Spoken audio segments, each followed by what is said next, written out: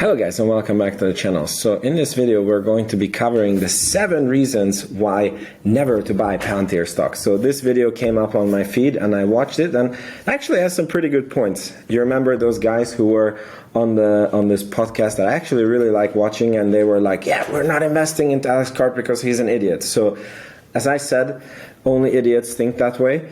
So this guy actually has very, very good points, and let's see them. I want to see what his points are, and I will give you my opinions on them. By the way, if you like this video, all I ask is that you like and subscribe if you haven't yet. It's a huge world. Buy some other stock. Today, I'm going to share with you 7 reasons to never buy Palantir stock. Number 1, long sales cycle. As Palantir doesn't have a ready-to-use solution, they customize their software to each client according to their needs, a process that can take from a couple of months to over a year, making it costly and hard to scale. They even have to keep engineers working with the customers after the software is ready, in order to teach them how to use it properly. So this is actually a very good point, and I know that a lot of people have this objection against Palantir, but if you do a little bit of research with the company, this is actually a moat. And yes, okay, so let me explain that. So Palantir is a very, very thick product, and it's a holistic solution, and it takes a very long time to implement. And yes, you do need to send forward engineers to implement these, but this also results in the fact that the product becomes insanely sticky. And once you have implemented Palantir, you have huge costs going off of the system and huge costs replacing the system. So you have to really, you get into a situation that the new product that you replace Palantir with has to be at least 10 times better with no risk of being implemented, which doesn't exist currently. So this results in an insanely sticky business model. Second thing is that yes, it makes it very hard to scale as for number of customers, but think about it. When you have Snowflake or essentially any other SaaS company, what they're after is basically just scaling, getting more and more customers. So you have a monthly subscription base because everybody's paying you, let's say, $100 a month, and then the only way you can scale is you get a lot of customers paying you $100 per month. But Palantir scales in a very different way because their pricing is usage based, and their software is so good, and this is proven by customer testimonials, and you see it in the numbers, that a new big customer starts using them, and then they find newer and newer use cases, and then they're buying more and more and more of Palantir. So Palantir is scaling within the organization.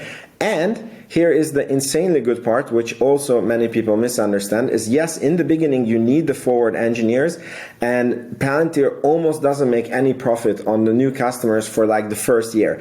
But once the system is optimized and custom made and tailored to the customer, and the engineers move on to the new customers, it's pure profit, baby. It's basically money printing, and you have a huge customer, a very valuable contract with a super sticky business model that is very hard to go off of for the customer. So I understand that this is an objection for a lot of people, but this is actually a moat for a Palantir company. Software is very expensive. Their contracts start at $1 million, being a lot more than $10 million in some cases, which makes the TAM, total addressable market, pretty small since only huge companies can afford it. Overpromising. Okay, so again, we go back to the same point. This has to do with their current business model, and yes, they're very expensive because they are very valuable and they're handling the biggest problems for the biggest organizations, and this is why they're very expensive. And again, they scale within an organization, so I don't think that it's a problem that they have expensive contracts. And of course you want them to come down on the contract value in the future, but again, I don't consider this as a problem. Slowing growth. Since becoming public, Palantir has been overpromising and underdelivering. In February 2022, they projected an annual revenue growth of 30% or greater through 2025. We are in the first year of this projection, and they are already about to miss.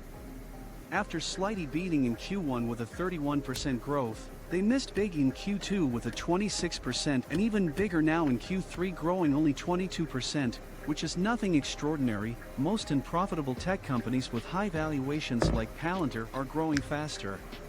And So this is actually a good point, and yes, their growth is slowing down. My belief is that it's going to come back up because they have been acquiring a lot of customers, and I believe that they will be scaling in those customers. But I also have to say that the stock price was much higher when the growth was 30%. So I believe at the beginning of 2022 it was like $20, and then we came down to 15, and then 10, and now we came all the way down to 6. So I have, if you want to check out the Patreon link, I have a Palantir valuation in my Patreon where you can see what is the assumptions that is built into the Palantir model, and I think that you're more than compensated at the current price for the slower growth, and I am a believer that the growth is going to come back up. But even if it doesn't come back up, the price is so low currently that you are compensated for this. Palantir was founded in 2003 and had huge government contracts throwing millions of dollars every year into the operation. Now, about 20 years later, they are still not able to make profits, and they don't plan to make it anytime soon. Management is now saying they should achieve positive earnings in 2025. 3 years from now, what might happen, or they are just overpromising once again. So this didn't age well. This was obviously this is a 4-month-old video, and they reported GAAP profitability for basically the quarter that came right after this video. And they have updated when they would be GAAP profitable, and they are planning to be GAAP profitable on a yearly basis. We don't know if they're GAAP profitable every quarter. And this point that the company is so and so many years old and still doesn't make profit, I mean, look at how many years it took Tesla to make profit. Look at how many years it took Amazon to become profitable, and countless other companies. For me, it's a good sign because it means that they are working on a very, very big problem, and their competitions would need to go through the same kind of pain that they have gone through, and this also limits who is willing to compete with them. And as I said, they are profitable now, so this is kind of a non-point at this very moment of time. How Karp used to address this matter. We're in this for the long haul. If you are speculating, or you are, or you're thinking about the short term, there are plenty of other things to invest in. We're building the company we believe in. We're going to do it for the long haul. There'll be ups and downs. My lawyers won't let me say more than that, but it's obvious.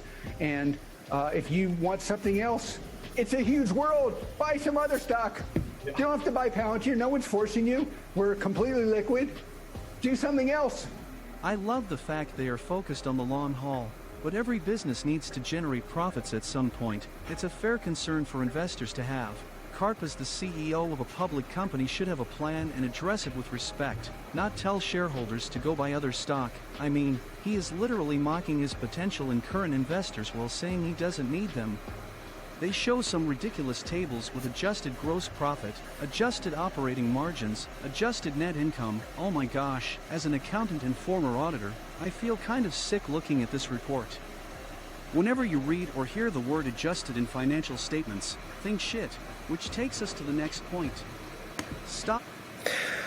So I again love the fact that Karp is thinking in the long term, and he's clearly not beholden to the short-term whims of investors, and I think that this is a plus point to me, and I very much agree with him. If you don't agree with this, then there is many other stocks to invest in, and I don't have a 3-month or 6-month time horizon. I want to own Palantir for 10, 20, 30 years, hopefully 30 years. So I'm really happy that this is what he's focusing on, and when he says that, when he looks at the report and sees all these adjusted numbers, clearly it seems like he's a value investor and he likes to invest in mature companies. And everybody has a different investment style, and be my guest, that's also a valid way of investing, and there's a lot of money to be made that way also. But a lot of, or basically almost all the companies, Netflix uses adjusted numbers, Tesla uses adjusted numbers. It's a super common practice. So it feels kind of weird to point it out that they're manipulating their reports when I guess in one way it's true, but everybody is doing it. So it's Based compensation. The only reason they have all these great adjusted numbers is because of the massive stock-based compensation they do, which is a very real expense that hurts investors. Instead of paying managers and executives with money, they pay themselves with stock, which dilutes the Karp out of shareholders. And although it looks like they are finally reducing the size of this problem, the expense went down in 2022 because the shares worth less now. In terms of percent dilution, 2022 is pretty similar to 2021. In 2020, they basically doubled the number of shares issued, an insane 95% increase, followed by a 10% increase in 2021 and 8% so far this year, which will probably end up being another big 10%. This situation made Karp the highest paid CEO in the world in 2020, making $1.1 billion, slightly higher than the company's entire sales for the year. In 2021, he lost the top place to Musk, but still figured in the top 10 list of best paid CEOs, making $264 million. Let's be frank here, their company's performance over this period was average at best. Why is he making billions of dollars? Here is Karp explaining why they went public. And we believe being in the public space will help us with our clients and help us grow. And quite frankly, I believe the people at Palantir who built this company over 17 years deserved access to liquidity. There it is. They went public because they wanted to get paid big time, and as the company doesn't make money, they decided to pocket it from investors. So again, this is a very misleading way of presenting it. When they went public, they didn't need money. They were not like the scam SPACs like Nikola and Virgin Space that just went bankrupt actually today. So they didn't need money. So the only way that they could go public was via a direct offering when the existing shareholders were actually selling their shares. And yes, if you have been working 20 years at a company and you own shares, I also believe that you deserve some liquidity. I don't know what is wrong with that. I don't know what is the expectation. Like, should you work and die with all your shares, being illiquid and you... Yeah, I don't know what the logic is in it. Regarding the stock-based compensation, that is very high. You can't argue with that. It's not as high as he said. This is... He said that in 2022 there's going to be a 10% increase. It was like 7.29%. I believe that a normal on Wall Street is like 2 to 3% per year. And Karp has said that they did a lot of stock-based compensation when they DPO'd, and it's going to come back down, and it's going to be like a normal company. So I believe that they will go down to about this 2-3%, and it has been every quarter going down. So they're keeping their promise on this. So yes, it was very high, but this is something that is going to normalize. And this with the DPO, it was a one-time thing that they did when they rewarded a lot of employees, and yeah, it's over for now. Palantir manages complex data, processing multiple points of it and showing it in a nice interactive way so companies can get faster and smarter information to make better decisions. Sounds great! But you know who else is in the data processing business? You got Snowflake, Microsoft with Azure, Google with its cloud services, Amazon with AWS, Oracle, IBM Cloud, SAP, and more. To be honest, besides being an extremely expensive customized solution, I have no idea what else differentiates Palantir, and I think most people don't as well. The only two arguments I hear is that they work with governments, making them safer, and that they've been building their software for 20 years, therefore they are years ahead of the competition. While these arguments can be true, to me they sound like Karp's regular BS interviews and random opinions from people who never use their product nor their competitors. If they are so much better, why do most of their competitors grow faster? High value. So this is, again, you can clearly see that he's biased here. I don't believe that Palantir has competition because they are a full stack, very thick product that completely handles the problem. Snowflake is a service solution that anybody can implement, and they give you a little bit of data analytics.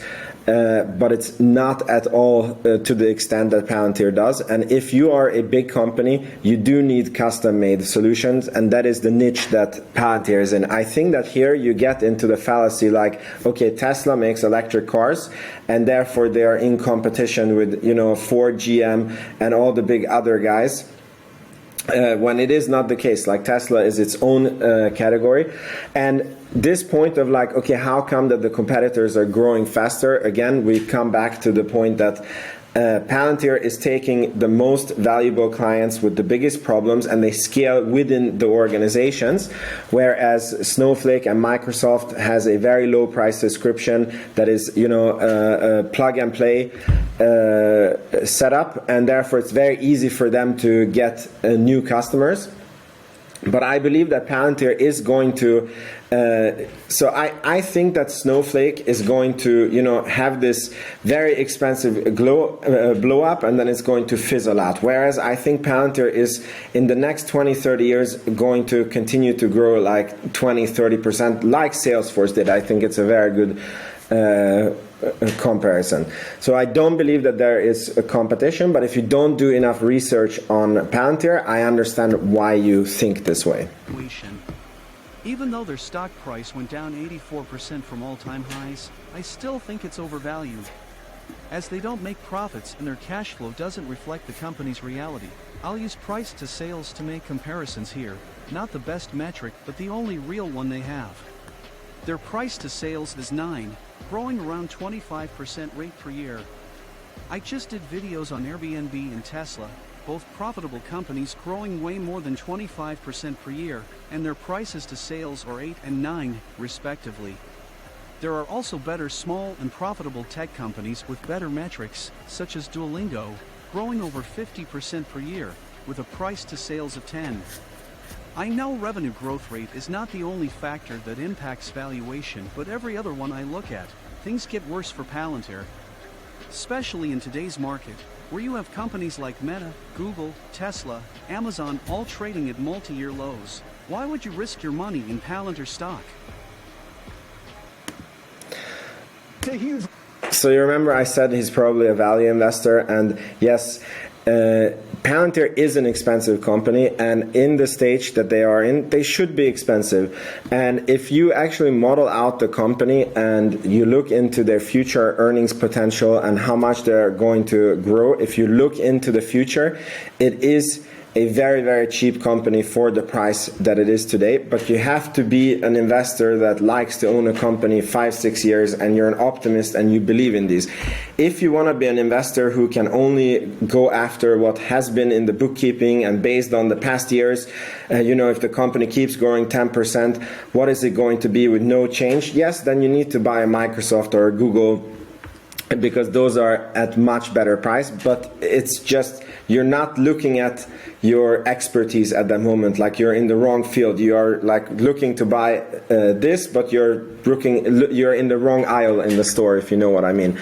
So, and just to give you an example, Tesla in 2018 and 2019 never looked cheap. It always felt that it was overvalued, and you had to look very far into the future to make sense of the price. But those guys that did it and were able to comprehend how Tesla worked got paid really, really handsomely. So it's worth to do thinking. It's worth to do a lot of research, and especially on Palantir. As I say many, many times in my videos, the opportunity in Palantir is that they are so misunderstood and viewed wrongly by the street. This is what I believe, and this is why you can get in at a very, very cheap price. And once Palantir will be understood and they go back to a bit faster growth, if they keep being profitable, as they said, if they keep scaling at the customers, it's going to become a very, very big and significant company in the future. So again, at least this guy had good points and good reasoning, but these are my answers to them. Let me know in the comments what you think, and check out the Patreon if you want to support the channel, get access to exclusive content and get access to me. And thank you so much for watching. I'll see you in the next video. Ciao, ciao.